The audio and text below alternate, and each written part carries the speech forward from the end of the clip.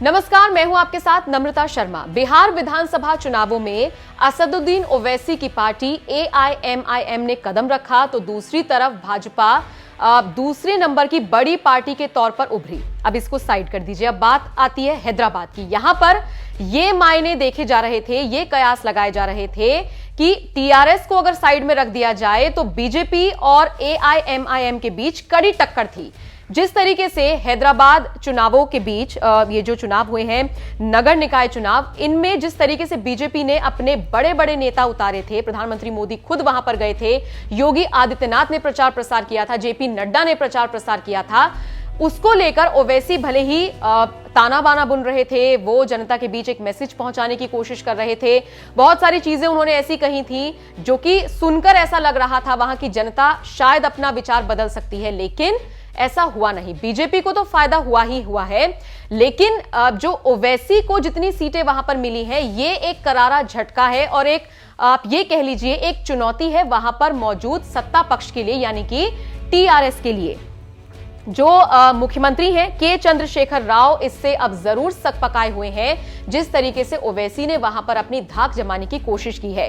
सबसे पहले तो आपको बता दें, टीआरएस ने 55 सीटें हासिल की हैं, बीजेपी ने 48 सीटें हासिल की हैं, ओवैसी की पार्टी को 44 सीटें मिली हैं और टीआरएस को आप ये समझ लीजिए कि इस बार इलेक्शंस में 44 सीटों का नुकसान हुआ है, क्योंकि जब 2016 में ये चुनाव हुए थे तब टीआरएस को 99 सीटें मिली थी। उस लिहाज से टीआरएस घटी है और जो ओवैसी की पार्टी है उसको पिछली बार 44 सीटें ही मिली थी, इस बार भी ओवैसी को 44 ही मिली है, यानी कि ओवैसी अपने जस की तस नीति को कायम किए हुए हैं, यानी कि आने वाले वक्त में ओवैसी की पार्टी बहुत अच्छा प्रदर्शन कर सकती है। और यही वजह है कि जो रिजल्ट निकलकर सामने आए हैं उनसे ओवैसी, उनकी पार्टी और उनके नेता गदगद है।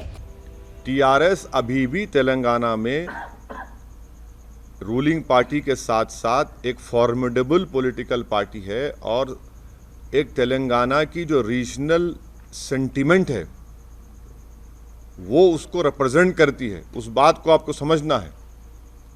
और यकीनन उनको नहीं मिली, वो नियरली 42-43 सीट्स पर उनको नाकामी मिली। मुझे यकीन है कि केसीआर इसको देखें, क्योंकि उस आदमी का पॉलिटिकल जर्नी मैं जानता हूँ। जब मैं एमएलए था अकेला असेंबली में, जब से इनको देख रहा हूं, वो देखेंगे। दूसरी तरफ बीजेपी की बात कर लेते हैं। बीजेपी ने अपने तमाम नेताओं को अगर मैदान में उतारा तो फिर उसका फायदा भी हुआ।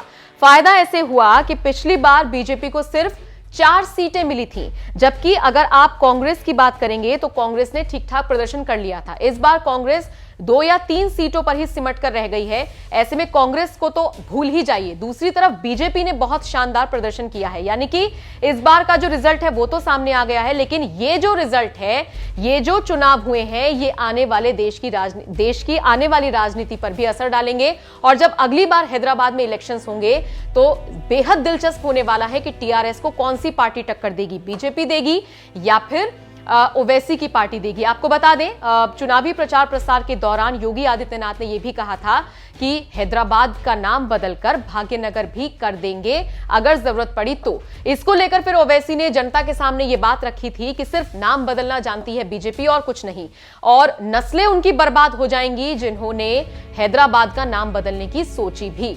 तो ये एक तरीके का तीखा वार पलटवार दोनों के बीच में देखा गया था, लेकिन जिस तरीके के रिजल्ट निकलकर सामने आए हैं, ये आने वाले चुनावों को दिलचस्प बना रही हैं। बहरहाल इस पूरी खबर को लेकर आपकी क्या राय है, कमेंट करके हमें जरूर बताइएगा।